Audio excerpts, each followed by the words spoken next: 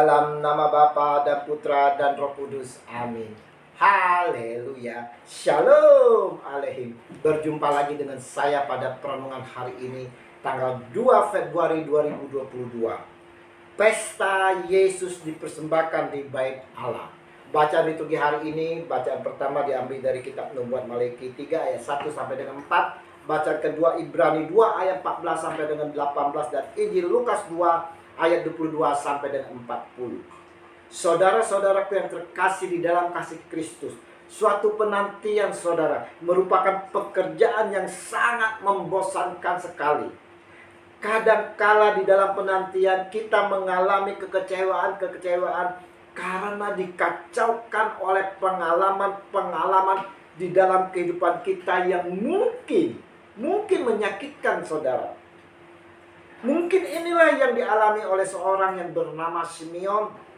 Ia seorang yang benar dan saleh yang menantikan penghiburan bagi Israel. Roh Kudus ada di atasnya. Lukas 2 ayat 25. Lebih lanjut disampaikan di dalam Injil hari ini. Dan kepadanya telah dinyatakan oleh Roh Kudus bahwa ia tidak akan mati sebelum ia melihat Mesias, yaitu dia yang diurapi Tuhan. Lukas 2 ayat 26. Saudaraku yang terkasih, kita tak tahu kapan Simeon mendengarkan janji Tuhan ini saudara. Yang jelas cukup lama. Hingga di usia senjanya dia sungguh-sungguh menemui penantiannya. Ia datang ke Bait Allah oleh Roh Kudus. Ketika Yesus anak itu dibawa masuk oleh orang tuanya untuk melakukan kepadanya apa yang ditentukan hukum Taurat. Ia menyambut anak itu dan mendatangkannya sambil memuji Allah, katanya. Lukas 2 ayat 27 sampai dengan 28. Kita tahu saudara-saudara bahwa saat itu Yesus kecil dibawa oleh kedua orang tuanya untuk disunat dan dipersembahkan kepada Allah. Dan bertepatan hari ini pula saudara-saudara, Gereja Katolik merayakan pesta Yesus dipersembahkan di Bait Allah. Ini setiap tanggal 2 Februari, tepatnya 40 hari setelah perayaan Natal saudara, Gereja Katolik merayakannya. Nah, apa makna bagi kita dengan perayaan pesta Yesus dipersembahkan di Bait Allah? Ini tak lain adalah saudara-saudaraku untuk menyadarkan kita akan anugerah kehidupan yang lebih besar, yakni panggilan kita menjadi seorang Kristen. Kita telah menjadi Kristen karena Yesus. Dia anugerah yang paling besar yang diberikan oleh Allah kepada kita. Dan ini pula saudara-saudaraku yang terkasih, kita selayaknya patut bersyukur karena kita sudah mengalami keselamatan dari terang Kristus. Kita bukan lagi hidup di dalam kegelapan saudara, melainkan dalam terang Kristus yang menyinari kita semua. Karena itu kita patut bersyukur, sebab kita telah menjadi manusia baru dan terang bagi semua orang, bagi sesama di dalam Yesus yang adalah terang.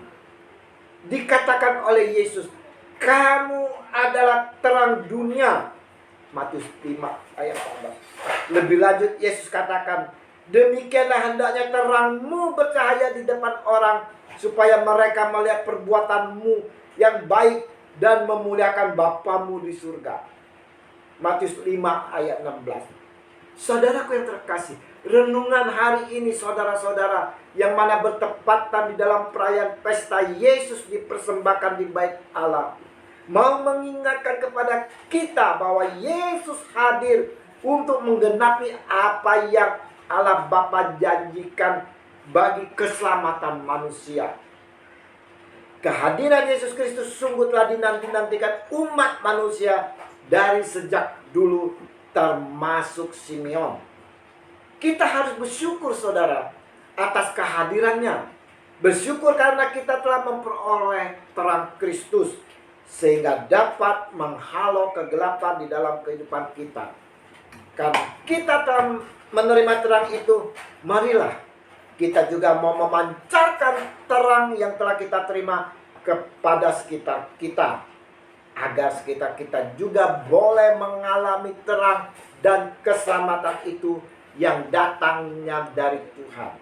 Menjadi terang berarti kita juga siap menjadi saksi Kristus di tengah dunia yang penuh kegelapan, di tengah masyarakat kita yang mempunyai mata tetapi tidak melihat, mempunyai telinga tetapi tidak mendengar jeritan masyarakat yang mengalami kemiskinan, perlakuan tidak adil dan pelanggar HAM yang terjadi di sekitar kita.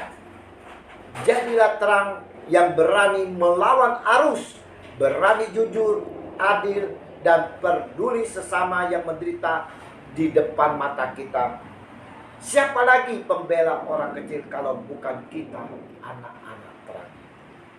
Kasih besar dari Allah Bapa melalui putranya yang terkasih Tuhan kita Yesus Kristus, dan bersama Roh Kudus selalu menyertai kita.